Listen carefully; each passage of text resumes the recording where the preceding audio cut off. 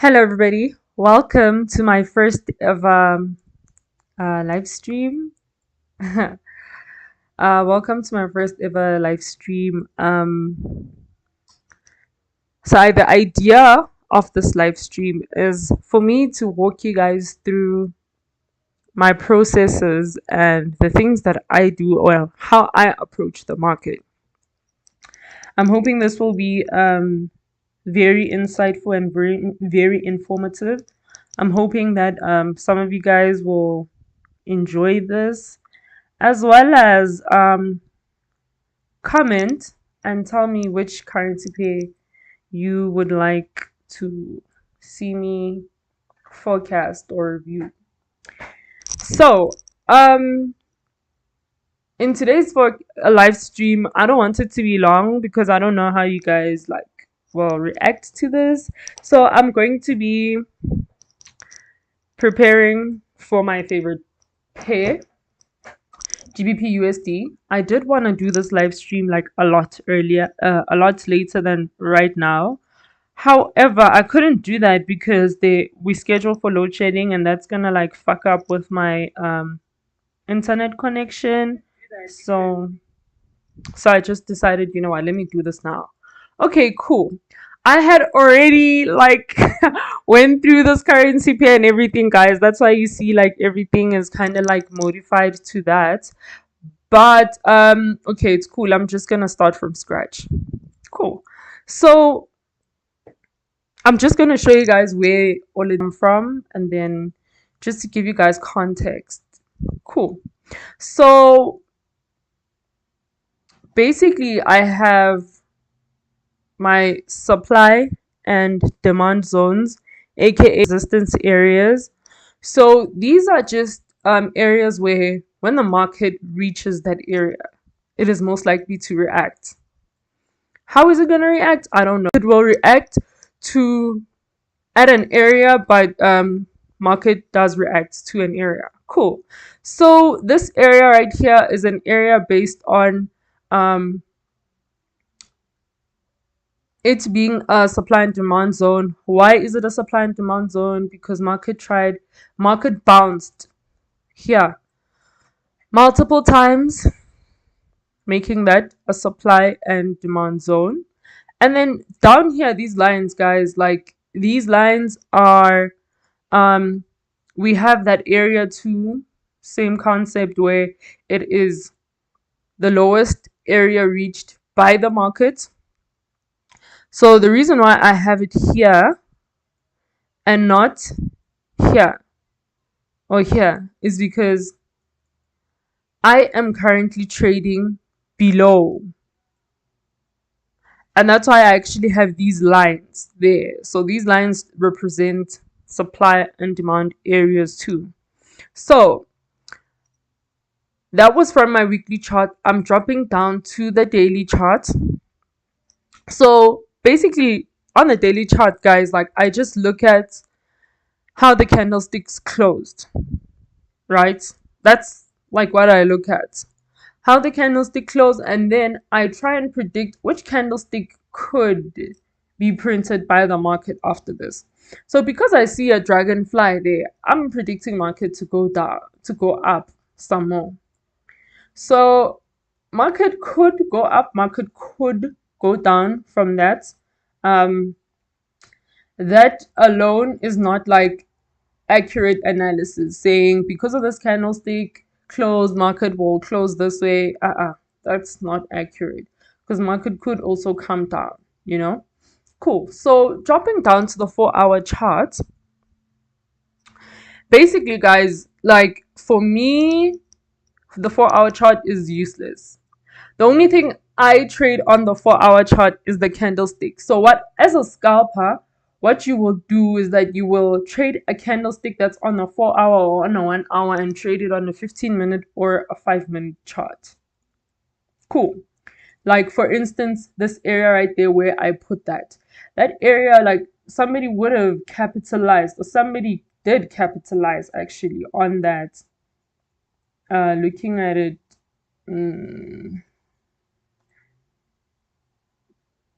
this way, somebody did capitalize, and The other side of the M is this side, and then the other side of the M is this side. How do I know that? This in market experience, guys.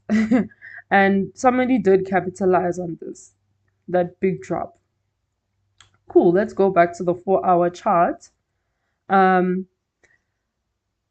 right, for me, the 4-hour chart is just useless. And then I will go to the 1-hour chart. This chart is very, very useful to me because I trade based on what I'm seeing happening on this chart. And then I will execute on my 15-minute and then the 5-minute chart too. Cool. So I have simplified my process, guys. The reason why I simplified my process is because systematic trading is better than just have one system that you're trading that you really, really believe in, and trade that same system every single time and record the results. And that's the only way where like you will improve, or you'll be able to see like, okay, this strategy, is it working for me or is it not working? I don't like referring to it as a strategy. I refer to it as an approach to the market. But okay, it is what it is. Cool. So what I do is that I look at the high of the previous day and the low of the previous day based on the body closes. Not the wicks, but the body closes. And then I will also look in the middle of that, like which areas did the market react to. This area is an important area. This area right here is an important area because not yesterday, because today is a Sunday, but on Monday, the market started there, like it opened from there and so on. And then another area is here. I'm just going to use that candlestick's body. So now that I have those drawn, what I will do, my approach is I'm going to wait for the market to reach either one of these areas, and then based on how the market is reacting in that area or on that area or to that area, I am going to execute. We're either buying or selling. There's no, like, you can't, it's either you're buying or you're selling at an area, right? So most people say, or most people get caught up by the market by saying the following. I'm going to wait for the market to do, no, not even I'm going to wait for the market to, but the market will do a double top or a triple top. Okay, this will now be a triple top because this would make it a first top, the shoulder, the head, and then the shoulder on the right. And this is wrong, guys, because the market, this is not the only way that the market could react to this area. The market could also shoot up and then come down, retest that, go up, or the market could just carry on going down, and then when it reaches this area, it could come here and react to this area like this, and then, so that's the one technique that separates like the real traders to amateur traders. Patience, guys. And that's why they always say, or it is said, that Forex is a skill where money is taken from the impatient and given to the patient. Because literally that's what it is, guys. And then after having drawn my areas of supply and demand, I'm going to drop down to the 15-minute chart. So by the 15-minute chart, what I tend to look for, or what I tend to see, is literally how the market reacted to an area. Let me make an example based on what happened on Friday, right? So what happened on Friday was that I had my areas here. Low of the day, that was the high of the day, low of the day. And then one other important area is where market closed on the previous day. Where market closed. Cool. So as you are as the market goes, you try to see how market will react to this area right here. And then 1 a.m. and then at 3 a.m. market did that. And then literally this is probably like the one reaction that everybody was waiting for, including myself, because as the time goes, as the market prints certain things, you modify your approach or your levels, and then there's a certain time every day where market comes awake and market is like volatile. And for Friday that was 6:30 a.m. Yeah, I missed that. And then I mean, you still would have still caught it there because that's like an area too. But then this is where the danger is, guys. Do you see that? Some people entered buy here only to get taken out by the market. And why did they enter buy? It's because they probably said, after I see a certain candlestick, or rather, like when I see this candlestick, or like this is what the market could do, and then, so you have to wait for the market to print certain candlesticks that like when market prints these candlesticks and then these candlesticks create a certain pattern, then I'm entering. So for me, it's a M, it's a W, it's a retest. So I ended up not entering trade on Friday because my retest happened at this time. And usually at this time I'm still asleep. I'm still sleeping, guys. At 6:30. So this is the retest that I wait for, or I could have waited for, or I was supposed to have waited for, but I didn't see. And then market just went. And then it created a whole retest. I believe this is a retest. But then this is why it's important for you to wait for a market's reaction, because that's when you'll be like more accurate. And then this big engulfing happened at 10:15. And oh, I fucked up. Okay, cool. So whatever. That big engulfing happened at 10:15. But then it also goes back to that systematic trading that I was talking about, that when you have a system, you wait for the market to get to a certain area and then you wait for it to react. And then after you've seen how the market has reacted to the area, then you can enter. So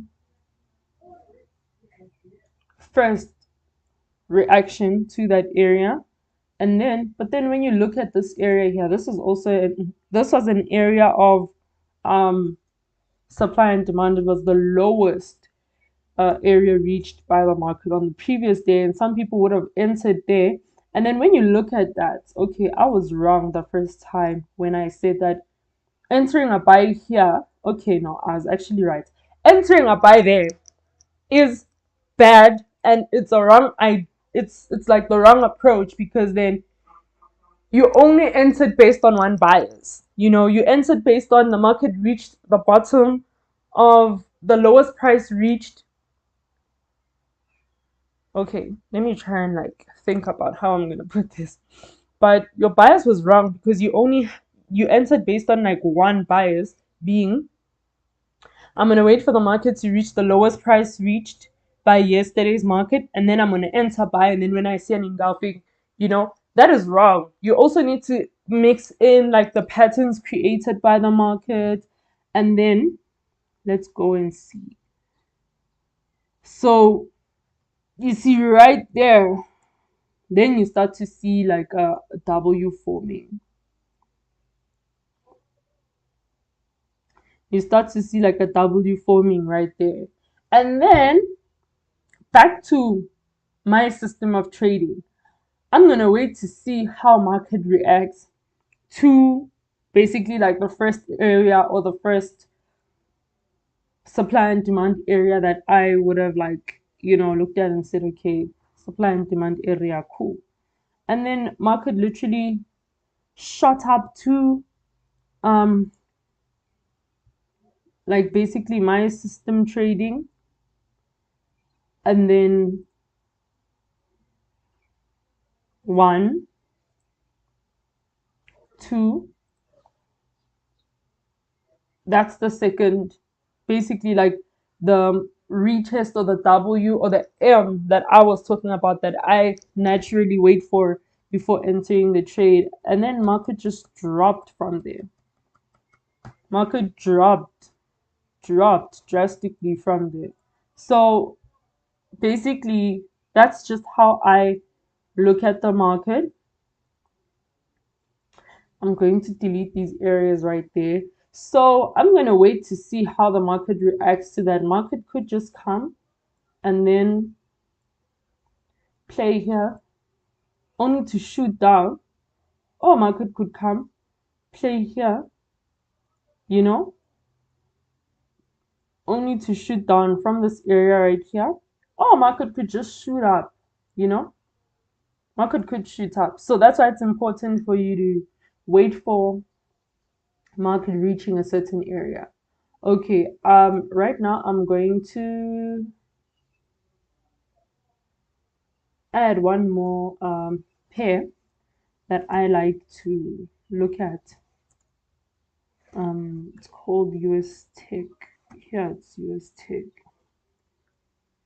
Let me just say 30. What the hell?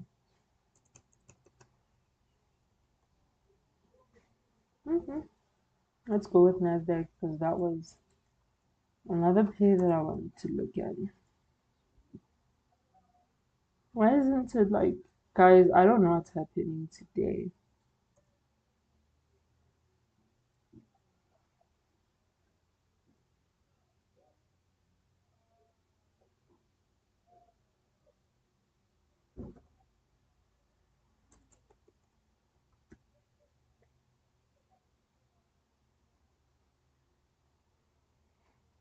Okay, whatever. Let's just pick another one. Maybe Euro USD, but I don't really like trading USD. So because of that, I think I'm just gonna end my live stream right there with the US 30. I mean GBP USD. I just wanted to also give you guys a few tips when trading, especially as a scalper. One very important thing that you have to do is look at the economic calendar, because the economic calendar will let you know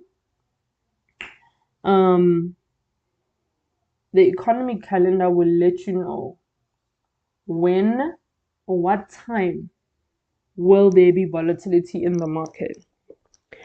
And more than 90% of the time, for me, more than 90% of the time, every time there is about to be volatility in the market, that volatility will go or will favor whatever direction that um whatever direction that my supply and demand, or the pattern that I'm seeing the market trying to create, it will favor that direction. So those are the tips that I have for you guys today. Hopefully we'll do this again tomorrow when I'm trading this pair during London session. Thank you for watching, and I know I'll be better next